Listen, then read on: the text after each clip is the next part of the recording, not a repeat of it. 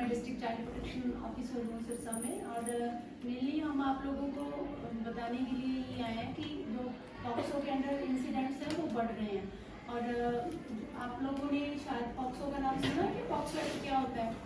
नहीं सुना है? गुड टच बैड टच सुना होगा आप लोगों ने? सुना है आपने? आपको ये पता है कि बहुत सारे ऐसे इंसिडेंट हैं जो छेड़छाड़ के मामले आते हैं, गर्ल्स के भी आते हैं और बॉयज़ के भी आते हैं।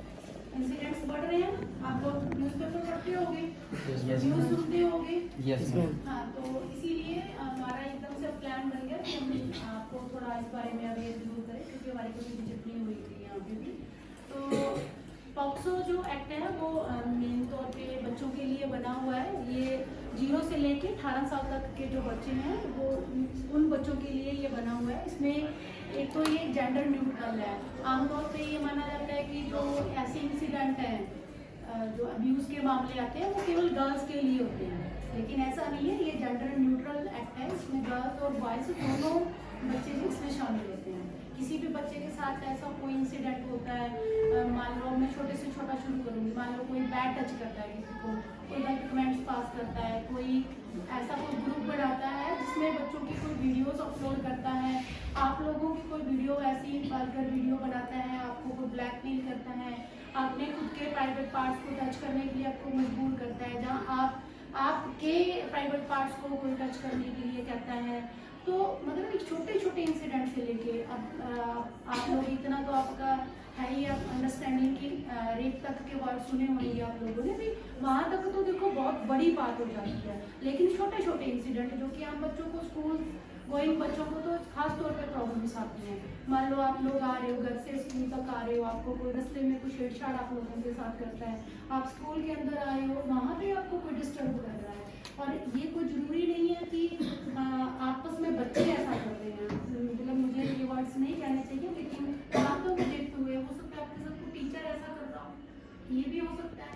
अब हम टीचर की बात कर रहे हैं, अगर हम घर के अंदर हैं तो घर में सबसे हमारे नियर डियर कौन होते हैं? हमारे फादर है या ब्रदर है, उसके बाद बाकी सारे आते हैं, तो वो भी हो सकते हैं। और एक हमें ये गलतफहमी शुरू से हमारे दिमाग में घुसोड़ी होती है कि सब कुछ जो प्रॉब्लम्स है वो गर्ल्स में आती हैं, लेकिन ऐसा नहीं है, बॉयज़ में भी सेम प्रॉब्लम है। प्रॉब्लम सबसे बड़ी इसके साथ ये हो रही है कि प्रॉब्लम्स बॉयज़ के साथ भी हो रही हैं, लेकिन वो केस जो है वो सामने नहीं आ रहे हैं, क्योंकि पहले ऐसा नहीं था। अब आप लोगों को पता है कि लोग मोबाइल्स यूज़ कर रहे हैं, ऑलरेडी वो इतनी सारी रील्स, इतना वर्गर्स मटेरियल देख रहे हैं, लोगों की मेंटालिटी ख़राब हो रही है, लोग अपने फोकस से साइड में हो रहे हैं, और लोगों का जो इतनी इतनी बड़ी कॉर्पोरेट कंपनियां हैं उनको पता है कि कैसे हार्मोनल हम एक्टिवेट करें बच्चों को, खासतौर पे उनका जो टारगेट रहता है, तो वो इतनी मतलब दिमाग में इतना कुछ वो घुसोड़ देंगे कि वो फ्रस्ट्रेशन है वो कहीं तो निकालेगा ना फिर वो क्या करते हैं, ऐसे लोग जो होते हैं वो क्या करते हैं कि सबसे उनके लिए आसान टारगेट क्या होता है? बच्चे बड़े तो नहीं होते ना, उनका जल्दी से टारगेट नहीं होते। जैसे शिकारी भी होता है, उसने शिकार करना है तो सबसे पहले किसके ऊपर करता है? जो झुंड में सबसे वीक होएगा, जो जानवर सबसे कमजोर होएगा, उसी के ऊपर ही शिकार करेंगे ना वो। तो ऐसे ही हमारी सोसाइटी में है, हमारी सोसाइटी में ऐसे जानवर जो घूम रहे हैं वो क्या करते हैं? वो क्या करते हैं कि वो सबसे जो उनके टारगेट में इजीली आ सकते हैं वो क्या है? वो बच्चे हैं, तो वो बच्चों को टारगेट बना लेते हैं।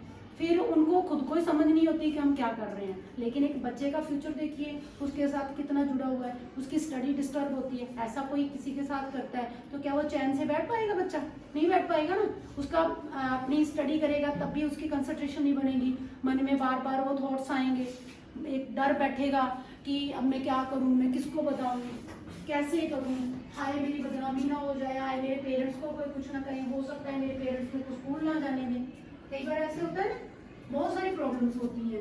तो बच्चा अपने पढ़ाई से भी डिस्टर्ब हो जाता है, उसको समझ में नहीं आ रहा होता कि वो क्या करे अगर उसके साथ ऐसा हो रहा है। फिर उसके स्टडी का नुकसान तो है ही है, एक उसके ब्रेन में भी तो मतलब कितनी गलत चीज़ें जो है उसके अंदर कर रही हैं। उसको कोई साइकोलॉजिकल डिसऑर्डर भी हो सकता है उसके अंदर कोई फोबिया ऐसा बैठ जाए। आगे से वो फ्यूचर में आगे कैसे बढ़ पाएगा? अगर ऐसा इमोशनल हमें कोई स्टिग्मा लग जाएगा तो वो बच्चा नहीं बढ़ पाएगा, सारी लाइफ उसको खराब करेंगी वो चीज़ें। क्योंकि एक बार हमारे ब्रेन में ऐसी चीजें एक बार बहुत डीपली चली जाएं तो उनको निकालना बड़ा मुश्किल हो जाता है।